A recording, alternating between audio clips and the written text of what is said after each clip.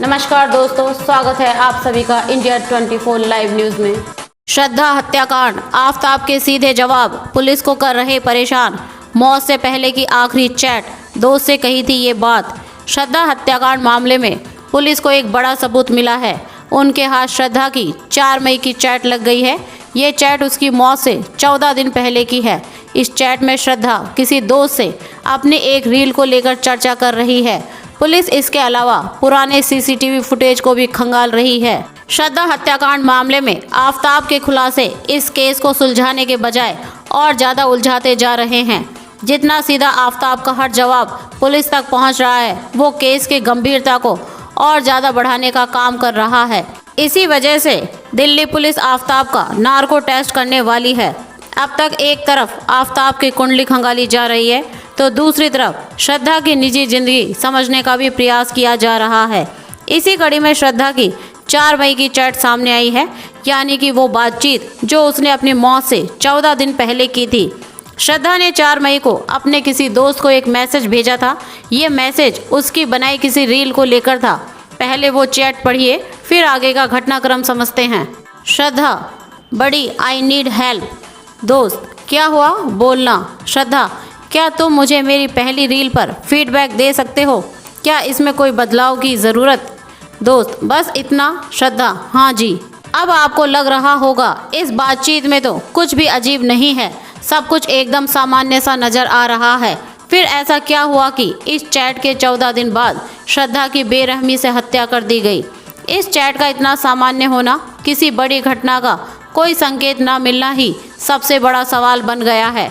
अगर श्रद्धा की ज़िंदगी में सब कुछ ठीक नहीं चल रहा था तो वो अपने दोस्त से रील पर बात करती?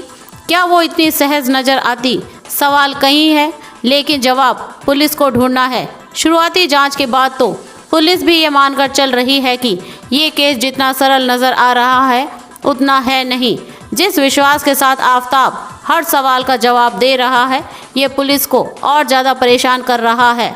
असल में आफताब कई मुश्किल सवालों का जवाब भी बिना डरे दे रहा है।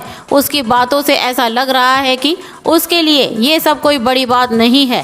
पुलिस उसकी इस सहजता पर संदेह कर रही है। इस बात की चिंता ज़्यादा है कि उसके गुनाहों को अदालत में सबूत के साथ पेश किया जाए। पुलिस की जांच कहां तक पहुंची? अभी के लिए पुलिस इस केस को कई दिशाओं में एक साथ आगे बढ़ा रही है। श्रद्धा के परिवार से लगातार बातचीत जारी है। उसके पिता का DNA सैंपल भी लिया गया है।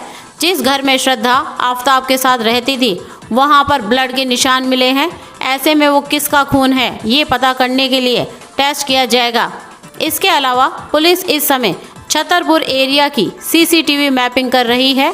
6 महीने पहले हत्या की गई, इसलिए उतना ही पुराना CCTV रिकॉर्ड खंगालने की कोशिश की जा रही है। मिल पाएगा मुश्किल लगता है, क्योंकि इतनी पुरानी रिकॉर्डिंग किसी के पास नहीं होती, लेकिन पुलिस के प्रयास जारी हैं। कुछ हाल के CCTV फुटेज मिले हैं जिसमें आफताब आता जाता दिख रहा है। पुलिस के मुताबिक पिछले दिनों उसने किन लोगों से मुलाकात की, उसकी क्या गतिविधि रही, ये समझने के लिए इन CCTV फुटेज को खंगाला जा रहा है। CCTV फुटेज के साथ ही श्रद्धा के पिता से तो पुलिस सवाल जवाब कर ही रही है। अब उनके दोस्तों को भी जांच का हिस्सा बनाया जा सकता है। बताया जा रहा है कि आफताब और श्रद्धा का एक कॉमन दोस्त लक्ष्मण है, उसे भी पूछताछ के लिए बुलाया जाएगा। लक्ष्मण ने ही श्रद्धा के पिता को बताया था कि उससे कोई कांटेक्ट नहीं हो पा रहा है। श्रद्धा के एक दोस्त ने इस मर्डर के पीछे बड़ी साजिश होने का शक जताया है। वहीं दूसरे ने दावा किया है कि श्रद्धा ने फ़ोन कर उसे बताया था कि आफताब उसे मार डालेगा। पुलिस के लिए अभी काम काफ़ी बाकी है। जिस हथियार से श्रद्धा के शरीर के टुकड़े किए, वो अभी तक नहीं मिला है। श्रद्धा का मोबाइल, जो बड़ा सबूत बन सकता है, वो भी हाथ नहीं लगा है। श्रद्धा के शरीर के कई अंग मिलना भी बाकी है। ऐसे में पुलिस के सामने समय कम है, लेकिन जांच के लिए काफ़ी कुछ बचा है।